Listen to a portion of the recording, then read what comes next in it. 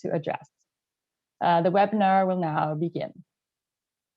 So thank you so much, everyone, for being here. I'm Geneviève Gauvin, Director of Business Development at Vention. We're very excited to address this topic today. We're seeing a lot of companies accelerate and change their automation process. So we're seeing them implement new shop floor configurations, either due to COVID or changes in the product line. And the quest in manufacturing high quality products at a faster rate also continues. And so this emphasizes the need for reliable tools and work holding devices. So we really wanted to address specifically how designing the right jigs and fixtures for your application will lead to faster, more accurate, and reliable production with a better return on investment. And so, of course, what better way to do this than by inviting the experts and our Vention partners at Carr Lane Manufacturing. So you've probably all heard of Carr Lane Manufacturing, but if you're new to machining, jigs, or tooling, you must know that Carr Lane is the key player in this industry. So Carr Lane was founded in 1952 in St. Louis, Missouri, where they're still based. It's a family organization that has around 190 employees now, and they provide a huge selection of tooling components, clamps, fixturing, and work holding products for all areas of manufacturing. They make tooling items for virtually every industry and around the globe too. So they have over 10,000 items in stock and they can ship same day. We're here with Josh Herschbach, who's a product manager. He's been a critical part of Carr Lane Manufacturing's engineering team over the last 6 years. He's been helping provide innovation and product solutions to Carr Lane customers. So welcome, Josh, and thank you so much for being here. Hello, thanks for having me. Glad to be here today. And quick note about Vention, just before we dig in. So Vention is a manufacturing automation platform for everyone. You can use Vention's simple online CAD. It's got over 750 preloaded modular parts. You can use it to design, automate, and order your machine, which enables you then to deploy it in a matter of days. And Ariane is one of Vention's top application engineers. She created hundreds of designs ranging from Cartesian machines to robot arm slides and bases, part feeders, jigs and fixtures, and so many more. So welcome, Ariane, and thanks for being here. Hi, everyone. Thank you very much for having me today. So thank you for teaming up on this to teach us the fundamentals of jigs and fixtures. With this webinar, you'll learn the fundamentals of jigs and fixtures, locating and clamping principles, and other best practices for designing them, such as where to place locators efficiently and avoiding redundancy. We'll touch on different clamp types and principles, which is best for your application, and more specifically, how to position them or create the right configurations to optimize the results that you're really looking for. You'll also learn how to apply these principles when designing your own machine in Vention's online CAD, and we will bring you into the 3D environment to make it all come to life. So Ariane, typically when we talk about jigs and fixtures, people refer to machining, but this subject has much broader applications. Absolutely, Jen. So there are so many operations where work holding devices are well suited. So when we're talking about designing jigs and fixtures, we have a lot of clients that have been looking for solutions for tooling, inspection, assembly, drilling and milling, and many other different types of applications. As you can see here, we have a few examples of designs that have been created by our own team on our platform for our different clients. We will go into a bit more detail on these designs later in this webinar. But for now, please let me present to you the 4 main steps that we follow when designing jigs and fixtures. The first one is to design the tool body. So you always want to start with an outside fixed frame, so a kind of skeleton that will be your core. This base will then give you the ability to add cross members and modular components to fit your specific product. Secondly, you want to determine the locating strategy. So depending on the specific requirements for your application, you want to determine what the best strategy is to adopt. It is therefore important for you to clarify what your specific needs are. So are you holding your part on the sides? Do you need to pivot your structure? What kind of accessibility do you need for your tools path? What are your workpiece's characteristics? Is it flexible, rigid, round, flat? All of these details will be crucial. Once the strategy is determined, we can then select the appropriate locators, pins, or clamps and all the locating hardware that will be best suited for your design. And finally, we have the configuration and alignment step, where you'll be able to insert the workpiece into your design to confirm the travel for each point, to resize the frame as needed, and then to validate your strategy with proper positioning principles. Now let's just take a step back and talk about the fundamentals of jigs and fixtures with Josh. Thank you. Let's go ahead and get started with some general definitions.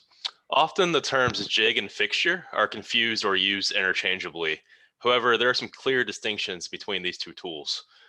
While both jigs and fixtures hold, support, and locate the workpiece, a jig guides the cutting tool and is often used in manual applications such as a drill jig. A fixture, on the other hand, references the actual cutting tool and is often used in automated applications such as CNC milling. The differentiation between these two types of work holders is their relation to the cutting tool. On this slide, we see an example of a jig and a fixture. The picture you see on the left shows a jig using a drill bushing to support and guide the tool. The picture on the right, you see the figure using set blocks and thickness or feeler gauges to locate the tool relative to the workpiece in order to set the zero or home position of the fixture relative to the machine. The term tool encompasses both jigs and fixtures. It is a generic term describing a work holder, which is identified with a part or machine.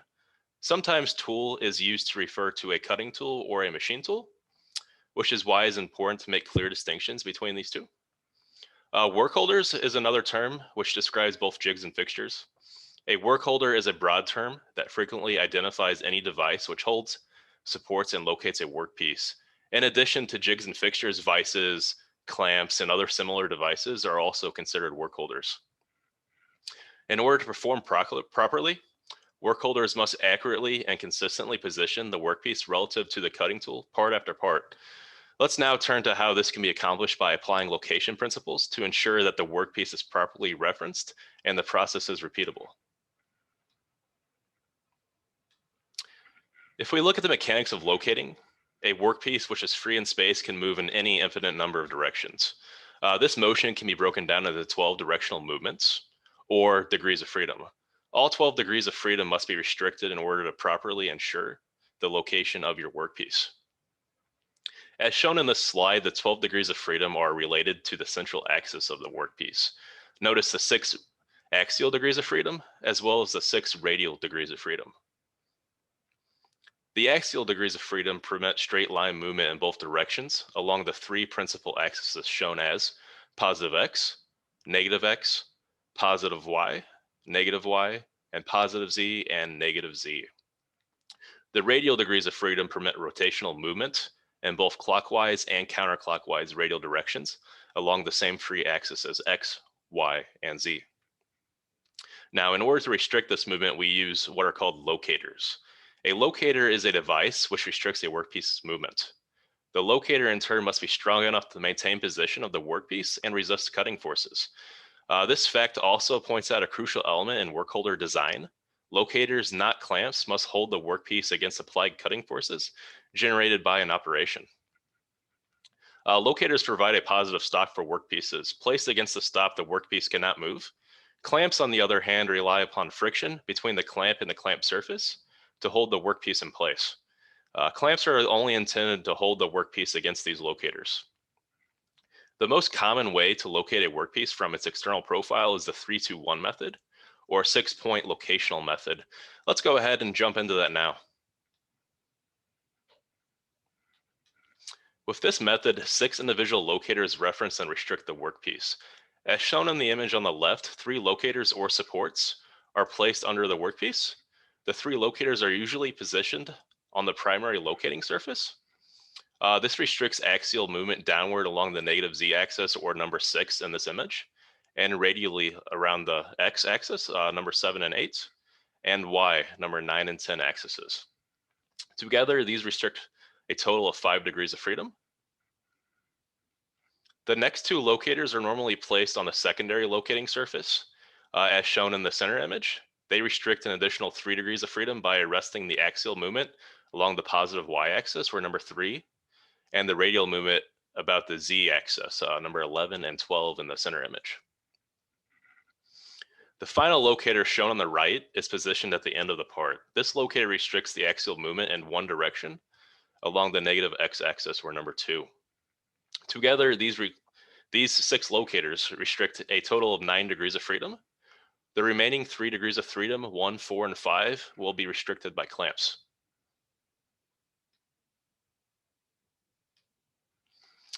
On this image, we see an example of a basic 3-2-1 fixture designed within the Vention machine builder. As you can see, we have 3 rest pads on the bottom circled in red, 2 locators across the top circled in green, and 1 locator on the left-hand side of the fixture circled in yellow. Now let's go ahead and review where to place locators efficiently in order to avoid redundancy within your jig or fixture. The primary function of any locator is to reference the workpiece and ensure repeatability. In order to achieve this, locators must be properly positioned. When positioning locators both relative to the workpiece, the work holder, and to the workpiece, there are a few basic points to keep in mind. The best machine surfaces to use for location when available are machined holes because they offer the most complete location with a minimal number of locators. To ensure repeatability, the next consideration in positioning of the locators is the spacing of the locators themselves. As a rule of thumb, space the locators as far apart as practical. As you can see on the left visual, A versus B, the only difference lies in the spacing of the locators. Spacing compensates for any irregularities in either the locators or the actual workpiece itself. It also affords maximum stability when used properly. This example shows conditions that may occur when locators are placed too close together. If the center positions of the locator are misaligned by even 1/1000 or 0.001, with the spacing shown at A, this condition has little effect on the actual location. But if the locating and spacing were changed to that shown of B in this example, the 1/1000th difference would have a substantial effect. Another problem with locators placed too close together is shown at C. Here, because the locators are too closely spaced, the part can wobble about the locators in the work holder and cause some misalignment. Another condition to look out for and avoid in work holder design is redundant or duplicate location. This restricts the same degrees of freedom more than once. The image you see on the right shows several examples. At A, the part should be located on only one, but not both side surfaces. The example C shows the difficulty with combining the hole and surface location. Either locating from holes or locating from edges works well. However, when the methods are used together, internal and external, they can cause duplicate conditions. So that's something to look out for. This may result in the parts that cannot be loaded or unloaded as intended, or cause the part to become out of tolerance. In this slide, we see an example of a part with 2 holes. The round pin acts as a concentric locator, while the diamond pin acts as a radial locator. These 2 locators, in addition to a clamp, restrict all 12 degrees of freedom.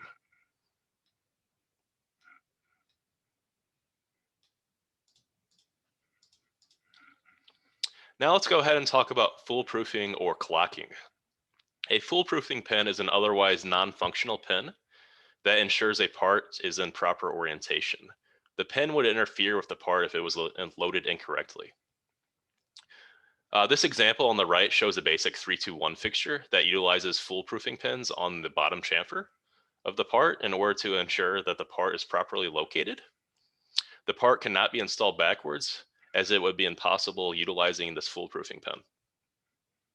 As you can see on the example on the right, the part is located using the 3-2-1 method on the internal bore of the part, with a foolproof pin on the upper edge, in addition to a diamond pin in order to properly clock the part in the right angle.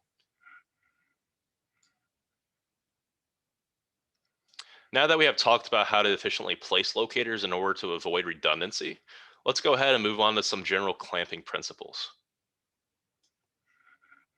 When clamping onto a part, if possible, the force of the clamp should be in line with the locator or rest pad. As shown in the example above, the clamp strap is exerting force directly in line with a rest pad vertically.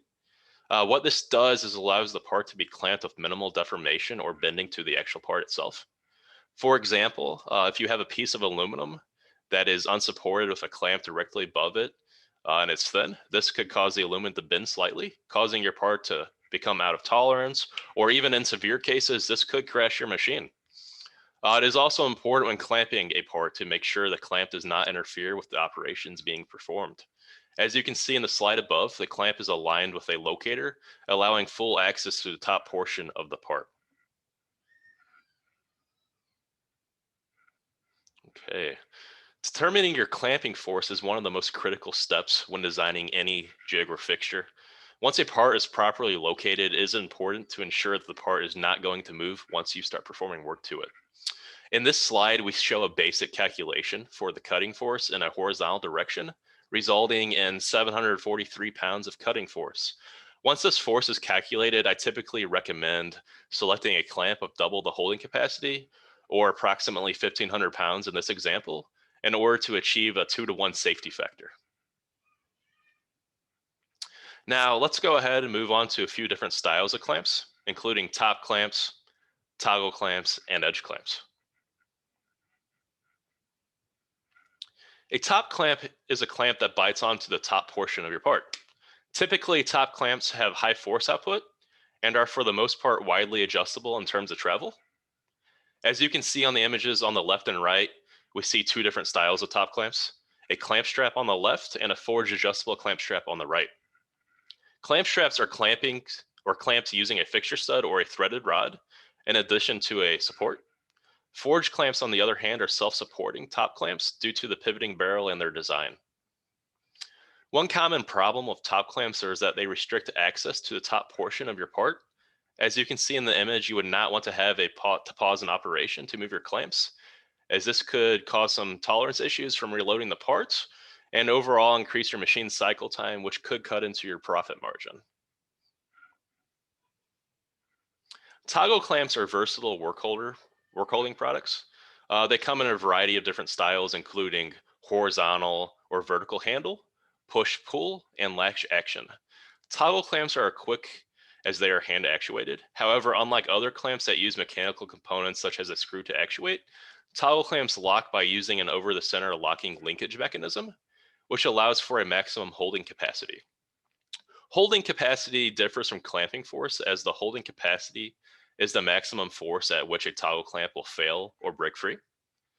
Some applications for toggle clamps include drilling, assembly, inspection, and welding jigs or fixtures. However, heavy machining operations should be avoided when using toggle clamps, as the clamping pressure can vary depending on the spindle location and they are rated for maximum holding capacity. On this slide, we see two applications of fixtures using toggle clamps. In the left image, we see an aerospace assembly jig utilizing both clamp straps and toggle clamps to hold the workpiece. In the right image, we see a toggle clamp drill fixture being held by multiple push toggle clamps. Now let's go ahead and move on to edge clamps. Edge clamps grip the side of a workpiece. This allows the top to be clear for easy machining.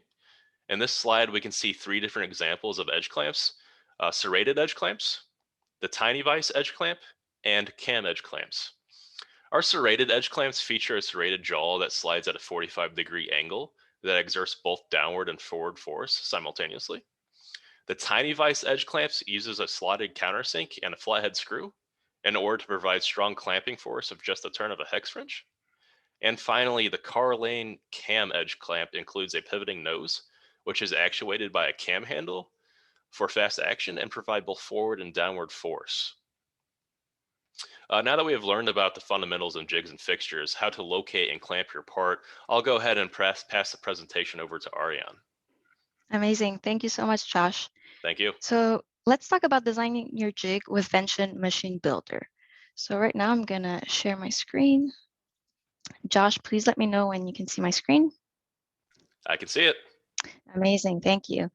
So whenever you're ready to start designing your jig or fixture, you can do it directly on Vention's website. All you have to do is type in vention.io, and from there you can either start from scratch, so from a blank design, or you can get some inspiration from our design library. So here I'm just going to hover my mouse over the design tab. As you can see, we have different design categories. And all I'm going to do is go into the general library. So from here, you can see that we do have some Vention official designs that have been created by our own team of application engineering and that have been validated. But we also have this community library that showcases all kinds of different designs that have been created by our own community users. And these users have been able to design, order, and deploy these solutions directly onto their shop floors. However, please note that unlike other platforms, Vention is free to use. And whenever you create a new design, it is private by default. Should you wish to share it with the whole community, you can do so by following an easy 3-step process. So for this webinar, I'm going to be looking for a tooling cart. So I'm going to type in tooling cart. And as you can see, I have a few results that appear. I'm going to scroll down here, and let's say I'm interested in this tooling cart here. I can click on it, and as soon as I click on the design name, as you can see, the design page opens up. On this design page, you have a short description of the design itself. If you scroll down, as you can see, you have access to the bill of materials, so all of the hardware that's included in the design. And from there, you can open and customize in 3D. So if I click on here, I'm going to open up the design itself in our online cloud-based CAD called Machine Builder. In Machine Builder, you're able to visualize the design. You can look at it from different angles. You can modify it. You can add and remove parts. And you can do all of this with the help of our parts library here on the left. So as you can see, the parts library is sorted by either category or brand, and it includes Vention hardware as well as Carr Lane products. So if we look at this card here, this tooling card, this is my first example. You see that we have 2 modular top plates on top that will allow you to be very creative in the way that you're going to be positioning your different clamps. On this card, you can see that you have different types of clamps as well as different types of part geometry. And as you can imagine, it is very easy to repurpose the cart should your parts change, should you need new clamps. And you can do it all in Machine Builder. So for example, if I click here on fixtures and toolings, I have multiple parts that I can add to the design. Let's say I want to add this forged adjustable clamp. All I have to do is click on it, drag it, and drop it to any position that I want.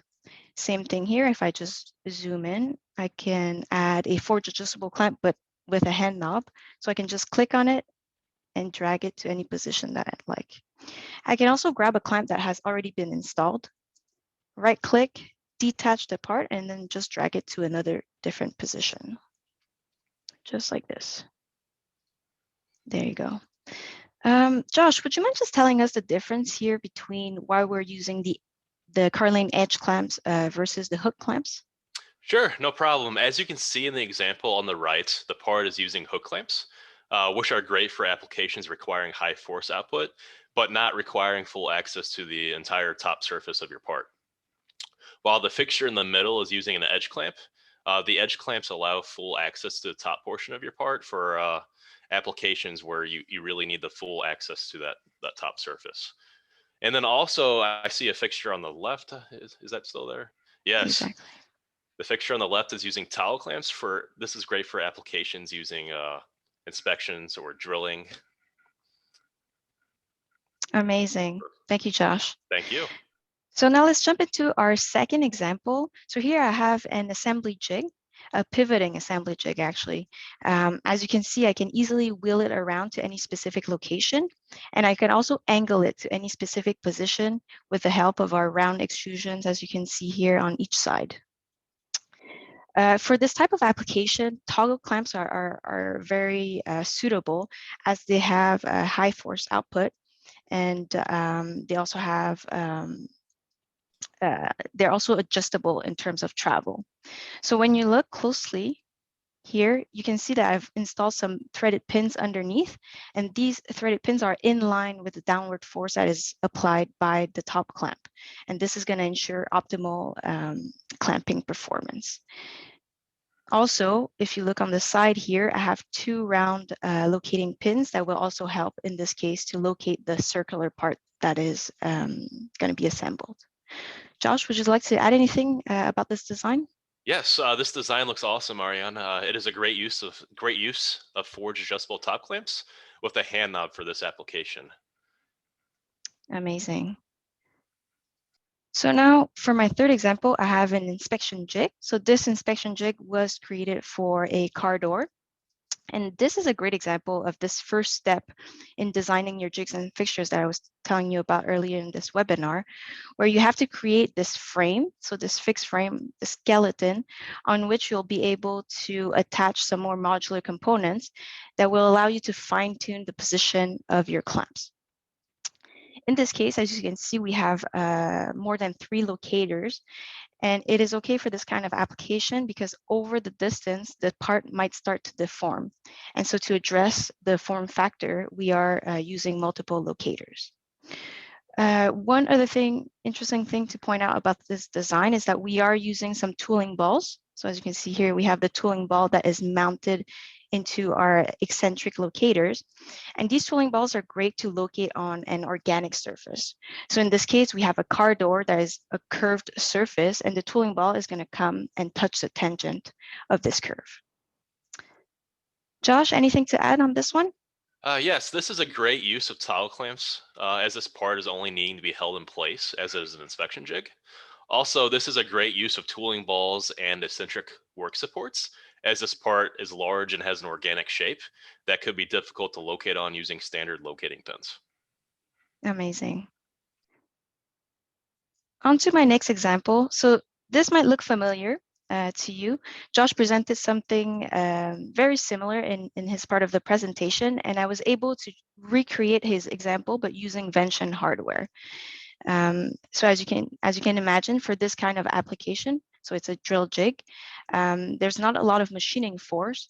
Therefore, I am using some push-pull clamps that will have enough holding capacity to restrict all the degrees of freedom. Also, it's interesting to note that should your part be heavier and should you need your frame to be a bit more heavy duty, it is very easy and quick to just modify this frame here and use, instead of the 45 by 90 millimeter extrusions, you can use our heavy duty extrusions that are 90 by 90 millimeters. Josh, anything to add? I would like to point out that when using the 3-2-1 concept, you do not have to use locating pin or rest pads. The bottom and side surfaces can also be a solid piece of material, as in this example. However, whenever you use large surfaces like this, something to keep in mind is that any bump or wave in the surface of the locator or even the part could cause some misalignment. So something to keep in mind. Very true, very true. Thank you for that information, Josh. And finally, for my last example, I have this 3-axis drilling and milling machine. So as you can see, we are using some Vention linear actuators, more precisely some enclosed timing belts here, paired with our machine motion controller to allow movement in the 3 axes. And if I hide, let's just hide these parts here so that we can look at the work piece. So as you can imagine, for this kind of application, we need the top surface to be free of obstruction. And this is why we decided to go with edge clamps for this application. And if we look at the top view, we can see that the edge clamps are in line with the locating pins on the other side. So this clamp will be in line with this locating pin. This clamp will be in line with this one. And same thing here, this clamp will be in line with this pin. Now, if I take a moment here and I hide the piece itself, you can see that we have some pins underneath, and we are using the 3-2-1 principle. So we have 3 pins here at the bottom. Then we have these 2 locating pins on the side on the same axis. And then to finish the 3-2-1 principle, we've added this locating pin here. Josh, would you like to add anything? Absolutely. This is a great use of edge clamps and is a great example of a standard fixture for an automated application. The edge clamp allows the machine to have access to the full top surface of the part, potentially allowing this part to be cleaned in one machining operation versus multiple machining operations. So looks awesome. Amazing. So that's it for my examples. So to recap, whenever you're designing jigs and fixtures, you always want to remember your 3-2-1 principle. You always want to place your locators as far apart as practical. You always want to place clamps opposite of your locators, and you always want to use only as many clamps as necessary. And that's it for me. Jen? Thanks, Ariane. Thanks, Josh. So today we've looked at the different applications of jigs and fixtures, and we've explored designs and steps, design steps, of the fundamentals of jigs and fixtures. Josh from Carr Lane Manufacturing taught us about the mechanics of locating and best practices like the 3-2-1 method and foolproofing. And he also discussed clamp types and clamping principles, while Ariane from Vention put this all into perspective in real designs and Vention's online 3D CAD. So thank you both so much. I think we'll go ahead now and take some questions. And just as a reminder, please be sure to type in your questions in the Q&A box below. And we did have some questions prepared in advance, just in case while you guys were summarizing the questions you may have. So I want to ask a question to Josh and Ariane, maybe you can comment on this as well, is when Carr Lane has so many parts, can we design with all Carr Lane products on Vention? Absolutely. Carr Lane has over 10,000 different items in stock, and they can be shipped the same day. Clients have access to all the CAD files available for most of our items as well. We closely collaborate with Vention to support specific needs and designs, and the platform enables easy drop-in for non-standard parts for our customers. So absolutely.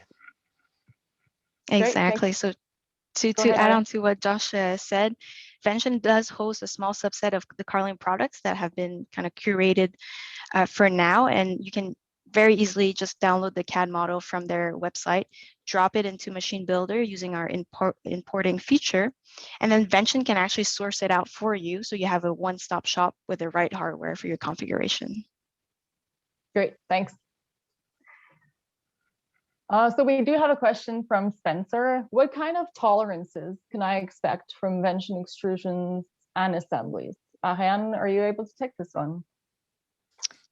Yes, so Spencer, I would kind of send the questions back to you. What kind of tolerance would you need? If you come to us with your specific requirements, your specific needs, we can find the right hardware that will fit your specific needs and your specific precise requirement, that the tolerance that you need.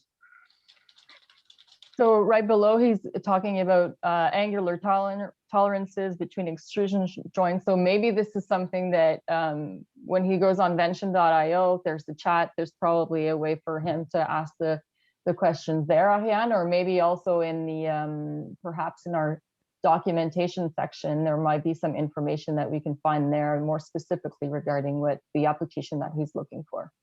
Absolutely. We do have a big resource library with a lot of documentation, especially on our extrusions. So we can easily send you the link for that after the webinar. And for sure, the chat is always there if you want to talk to an expert as well. Okay. Great. As people are thinking about their questions, I have one for you, Josh. What are safety considerations that we should be thinking about when working with jigs and fixtures? Just like any machinery, safety is important. Using a properly designed jig or fixture decreases injuries. For example, as I mentioned in a previous slide, it is important to calculate the clamping force in order to ensure that your part is going to stay for the required operations and not go flying. So safety is a high priority when working with jigs or fixtures. Great, thank you. And maybe another question, I also address this one to you, Josh, is if the objective really is to place and remove the piece as quickly as possible, what mechanism or clamping system should the user be considering? All right. So dependent upon the application, if you're able to get away with using a toolless clamp such as a toggle clamp, a forged adjustable clamp with hand knob or cam edge clamp, this would help improve the load and unload time versus using a clamp that requires a tool such as a hex wrench. Using hydraulics and pneumatics is another option as well if the end goal is speed. However, this can have a significant impact on the overall cost of the system. Okay, thank you. Thank you. So I think that's it for questions. I think we've covered it all. Josh or Ariane, is there anything else that you wanted to cover before we wrap up? All good for me, Jen. All good here as well. Thank you. So thanks everyone for being here. We really appreciate you asking the questions as well. We invite you to go onto Vention.io and talk to an expert to kickstart your project. So thanks for joining us today, and we will see you next time. Thank you.